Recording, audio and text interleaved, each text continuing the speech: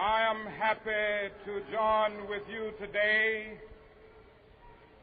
in what will go down in history as the greatest demonstration for freedom in the history of our nation. Hi, my name is Toland Herzig, and I was asked to show some of the information that I have and some of the funeral programs from my famous endings collection for the late Martin Luther King, who we honor this day for the date of his birth.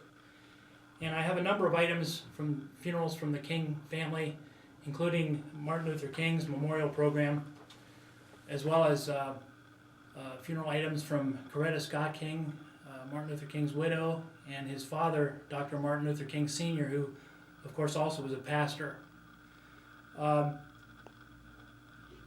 Just some information here that you might find interesting. His funeral, of course, was held on April the 9th, 1968. And the funeral actually took place in three parts. The first part was a funeral that was held at the Ebenezer Baptist Church, which was, of course, King's Church in Atlanta, Georgia. And following the funeral there, which was attended by over 300,000 people, a march took place from the Ebenezer Baptist Church to Morehouse College in Atlanta, where another service was held that afternoon at 2 o'clock. And in looking through the funeral program, it was kind of interesting in that some names that you would recognize, for example, among those who paid tribute to King that day was Rosa Parks, also the Atlanta Mayor Andrew Young, and in looking, one of the pallbearers that was the pallbearer for Martin Luther King was the young Reverend Jesse Jackson.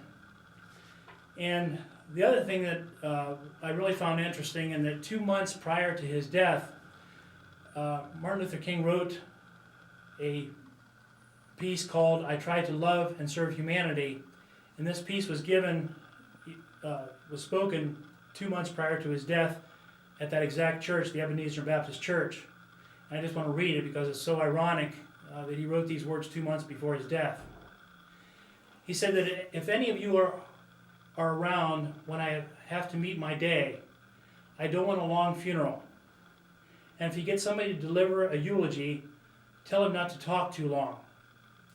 Tell them not to mention that I have a Nobel Peace Prize. That isn't important. Tell them not to mention that I have 300 or 400 other awards. That's not important. Tell them not to mention where I went to school. I'd like somebody to mention that day that Martin Luther King Jr. tried to give his life serving others.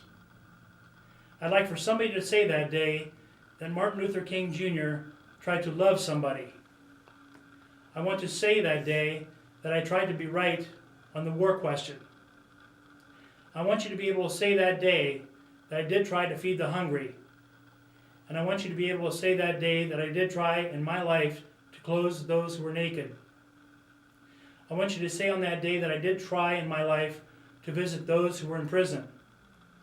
I want you to say that I tried to love and serve humanity. And as I said, this was given on Sunday, February 4th, 1968, 2 months prior to his death. So even though we face the difficulties of today and tomorrow, I still have a dream. It is a dream deeply rooted in the American dream. I have a dream that one day